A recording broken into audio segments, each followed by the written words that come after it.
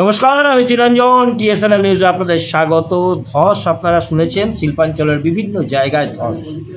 ভাবতে পারেন হঠাৎ ভোরবেলা উঠে দেখলেন আপনার বাড়ির পাশে বিশাল একটা গর্ত হয়ে গেছে, বাড়ির বাউন্ডারি ঘেঁষে গর্ত হয়ে গেছে। পরে কি হতে পারে? এই ধস নিয়ন্ত্রণে ইসিএল একটা রাস্তা অবলম্বন করেছে। প্রথমে একটা ছবি দেখাবো, বেশ কিছু অভিযোগ দেখাবো, তারপর দেখাবো কার বিরুদ্ধে ইডি সিবিআইতে অভিযোগ হলো, কার বিরুদ্ধে ইডি সিবিআইতে অভিযোগ হলো, কেন হলো। প্রথমে ছবিটা দেখুন। আমি খবর পাই যে বিকেলবেলায় রক্তার উত্তরপাড়ায় ধস নামে বিনোদ গোপ, অসীম গোপ, সুভাষ গোপ ওনাদের বাড়িতে। খবর পাওয়ার পর আমি যখন আসি তখন দেখি যে ওনাদের পিছনে যে বাড়িটা আছে বিভৎসভাবে ধস নামে, মানে পুরো গর্ত মধ্যে ঢুকে গেছে। যে কোনো সময় যে কোনো বিপদ কিন্তু হতে পারে এবং ধীরে ধীরে বাকি আগের মাটিটাও কিন্তু ধসছে যা দেখলাম, এবং আশেপাশের যে মাটি রয়েছে বা বাড়ি রয়েছে সেগুলো আমার আশঙ্কা সেগুলোও কিন্তু ধসে যাবে। যেভাবে আমি যে আকার দেখলাম, আমার মনে হয় এটা ইসিএল কর্তৃপক্ষকে ইমিডিয়েট দেখা উচিত যে যারা এখানে রয়েছে তাদের সিকিউরিটির ব্যাপারে তাদের কি করতে চাইছে, পুনর্বাসন যদি হয় বা কম্পেনসেশন কি করতে হয়, এটা ইসিএলের করা উচিত। আমি দরখাস্ত করছি ইসিএলের ম্যানেজমেন্টের কাছে, এটাকে ইমিডিয়েট গুরুত্বপূর্ণভাবে এটা দেখা উচিত। ধসের কারণটা কি বোঝা গেল? ধসের কারণ খুব ক্লিয়ার। এখানে কলিয়ারি রয়েছে, সেই কলিয়ারির তলা থেকে, মাটির তলা থেকে কয়লা কাটা হয়েছে, ঠিক করে ফিলিং হয়নি, হয়তো পিলারগুলো কেটে ফেলেছে, সেগুলো যারা এক্সপার্ট তারা বলতে পারবে। তো নিশ্চিতভাবে কলিয়ারির জন্যই ধস হয়েছে।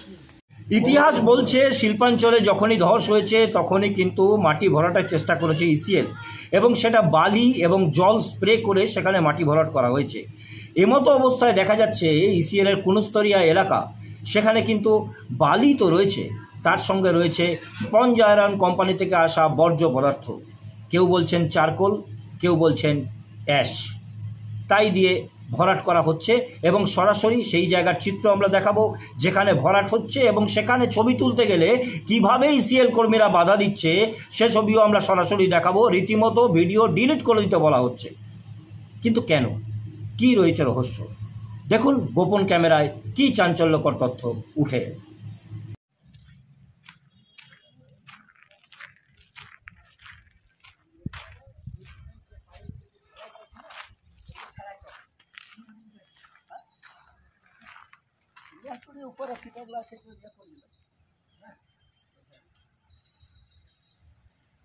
দাদা আমাদের ফটো না না আমি ঠিকাদার নেই। আপনি কে? আমি এখানে একজন অফিসার বলি, কাজ করি। আপনার একটা বক্তব্য দরকার আছে স্যার। না আমি কোনো এখানে কি কাজ হচ্ছে একটু বলে দিন। দেখতেই তো পাচ্ছেন কি কাজ হচ্ছে। আপনি তো দাঁড়িয়ে আছেন সেটাই দেখছি। না না আমি কোনো স্টেটমেন্ট আমি দিতে পারবো না। কি তো তুমি একটা জলটা নিয়ে এসো, বলে তো জলটা নিয়ে এসে আপনি এখানে যে ফটো করছেন আপনি অ্যাপ্রুভাল নিয়েছেন? আচ্ছা ছেড়ে ঠিক আছে, আপনি ঠিকাদার না? না না আপনি অ্যাপ্রুভাল নিয়েছেন, এখানে ফটো করছেন আপনি। আপনার বললাম না ভিডিও করবেন না, করবেন না, করবেন না।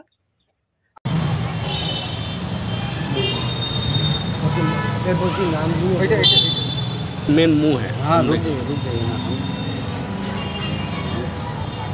ये पाइप है पानी का, ये पानी एक साइड से आता है, और ये जो है जो आप देख रहे हैं चारकोल, ये चारकोल इसी के पानी और इसके जरिए अंदर जाता है। जो बालू जाना चाहिए बालू का बजाय ये चारकोल जा रहा है। बालू नहीं है, चारकोल। ये बालू नहीं है, चारकोल और छाई इसमें मिक्स है, जिसको बालू के जगह इसको भेजा जा रहा है। जो कि बालू होना चाहिए, तो बालू इसको सेफ है, सेफ्टी है। ব্যাংকের সামনে বসেছি। ম্যানেজার কোথায় বসে? এখানে না,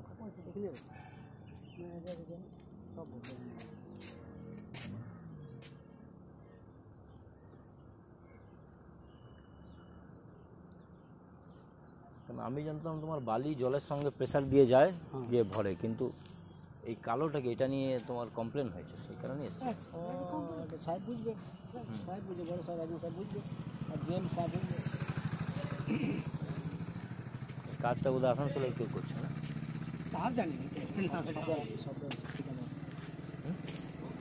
ঠিকাদার ওরা জানো ওরা ওরা তো পালা গেছে বলছে না ওরা আন্ডারে দামটা লাগে সব মাল লাগে ওরা যা জিএম সাহেব অর্ডার করে সেটা সে তো এবার আমাদের তো কাজ দুই জায়গায় এসে কথা বলা জানা না হলে তো আবার সেটা খবর ঠিক হয় না।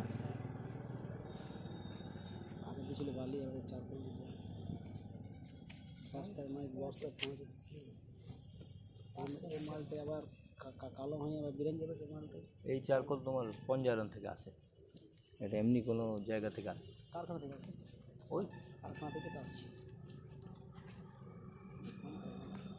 বড় বড় কারখানাগুলো আছে ওগুলো চারকোল কয়লা সাপ্লাই করে। ঠিকাদার বুঝবেন ঠিকাদার করছে, ঠিকাদার বুঝবে। হ্যাঁ বুঝলি ঠিকাদার দেবে, যা বলবে এজেন্ট সাহেব জিএম সাহেব যা বলবে তাই দিবে গুমাল। বলে বললে বলে দিবে, চারকোল বললে চারকোল দিবে।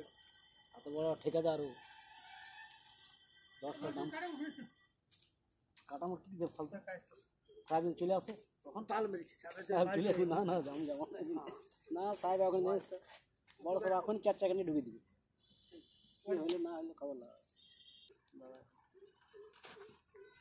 এই চারকোলগুলো সব কোম্পানি থেকে যেগুলো বেচে যায় না সেগুলো নিয়ে এসে ফেরি মাল হাঁটা দিকে জাম করতেছি, কলের সাথে ভালো মিশে গিয়ে আর এই মালটা এবার কলের সাথে চলে গেছি ওই দামে পেয়ে গেছি। তো নিচেটা তো ধরো ভর্তি হচ্ছে না না না চালে ভর্তি হচ্ছে, আবার যখন আপত্তির চার্জ নিচ্ছে এই মালটা শটার উঠাই নিয়েছে, আমি আবার ডাম্পারে লোড করে যাচ্ছি, লোড করতে গাড়িতে সব গাড়িতে আবার পড়ে চলে আসছে, আবার তো ফাঁকা হয়ে যাচ্ছে, আবার ফাঁকা হয়েছে, আবার জাম দিচ্ছে আমরা চলছে সারাদিন সারা জাম তো করতে হবে আমাদের। এটা একটা ধান্দা আর কি, এটা মানুষের উপকার হচ্ছে না, মানুষের উপকার মানে যে এই যে ধস নামবে না এইটাই হচ্ছে প্রবলেম। তো ধস নামবে না তোমার তার জন্য তো বালি দেওয়ার কথা, বালি দিবে তবে তো মালিক বুঝে বালি পাচ্ছি না তো কী করবে, যা আছে সেই মালটাই দাও এখন বলছি। আমরা তো খাদ্য তো বাঁচাইতে হবে আমাকে, লোকের ঘর দিয়ে যদি ঢুকে গেল ঢুকে তখন কী করবে, ওই জন্যই তো দিয়ে চারকোলটা ঢুকাইছে, পরে আবার ওটাকেই উঠে নিচ্ছি, কী করবে আওয়াজ করে আবার উঠে নিচ্ছি, কিছু তো করতে হবে।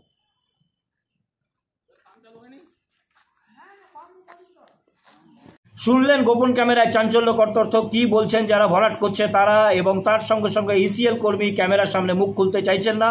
তাদের কথা হচ্ছে যে ডিজিএমএস থেকে তাদেরকে অনুমতি দেওয়া হয়েছে, এই চারকোল নয়, তারা সেটাকে অ্যাশ বলছেন, এবং কারখানার বর্জ্য পদার্থ অ্যাশ যেটা নাকি বাইরে পলিউশন ছড়ায় সেটা মাটির মধ্যে ঢুকিয়ে দেওয়া হচ্ছে, পলিউশন থেকে বাঁচবে এবং মাটির নিচ ভরাট হবে। কিন্তু প্রশ্ন দাঁড়িয়েছে যে গাড়ি সেই অ্যাশ এই মুহূর্তে কুনুস্তরিয়ায় এসে পৌঁছেছে তার কোনো অনুমতি আছে কি? ইসিএল কর্তৃপক্ষ তা দেখাতে পারেনি। তার কোনো কাগজ আছে সেটাও ইসিএল কর্তৃপক্ষ দেখাতে পারেনি। বরাত কে পেয়েছে সেটাও ইসিএল কর্তৃপক্ষ বলতে রাজি নয়।